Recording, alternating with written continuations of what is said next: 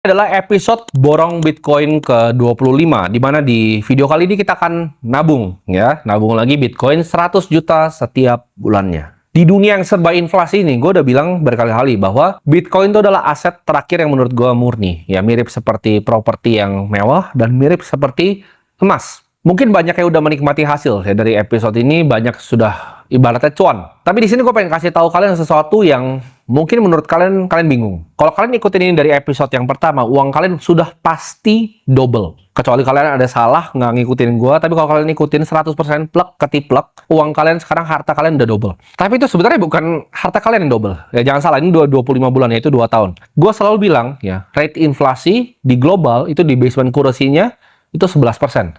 3% tuh inflasi realnya dan 8% tuh uang yang dicetak. Jadi emerging market itu bisa lebih, bisa 15%, 17%, sampai 20%. Jadi kalau lu ngerasa uang lu double, itu bukan uang lu yang double. Tapi lu berhasil membekukan, gue sebutnya, economic value lu ke 2 tahun ke depan. Jadi uang kan adalah konsepnya energi. Energinya ini kita bekuin. Dengan lu beli Bitcoin, energinya kita bekuin, kita pindahkan 2 tahun ke depan. Tapi ini adalah energi yang sama sebenarnya, sama yang lu bisa lakukan dulu. Jadi ini trik sulapnya. Bukan semua orang yang ikutin gua itu yang tambah kaya, tapi semua orang yang gak ikutin mulut gua itu yang tambah miskin.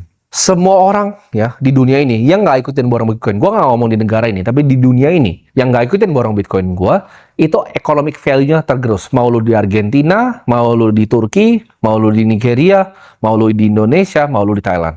Doesn't matter, semuanya kalian itu tergerus bareng-bareng. Kalian mungkin lihat selama 4 tahun sampai 5 tahun terakhir, emas itu dalam 2 tahun terakhir itu mengalami kenaikan yang signifikan. Itu juga sama, ya. Emas itu formatnya mirip seperti Bitcoin. Uang yang murni, tapi emas inflasi 2%, ya.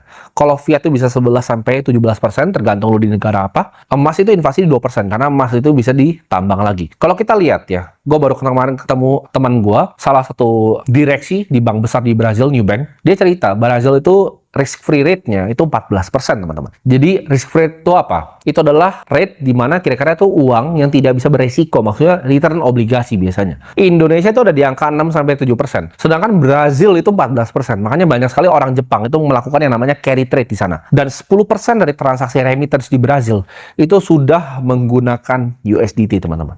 Jadi Brazil ini sudah ibaratnya negara kripto. Karena risk free rate dari negaranya 14%. Nah, pertanyaannya, gimana lu semua yang belum kenal gua ya 2 tahun yang lalu? Jawabannya sama. Ya, Bitcoin ini bukan masalah dia naik turun atau volatil. Satu Bitcoin itu akan selalu nilai 1 Bitcoin. Ya, Bitcoin kemananya yang dia naik turun? Misalnya Bitcoin ke rupiah 1,8 miliar. Gue ceritain dari 300 juta, tapi 1 Bitcoin itu tetap 1 Bitcoin buat gue. Misalnya, gue punya 100 Bitcoin. Itu akan tetap nilai 100 Bitcoin untuk gue pribadi. Mungkin kalian kalau udah ngikutin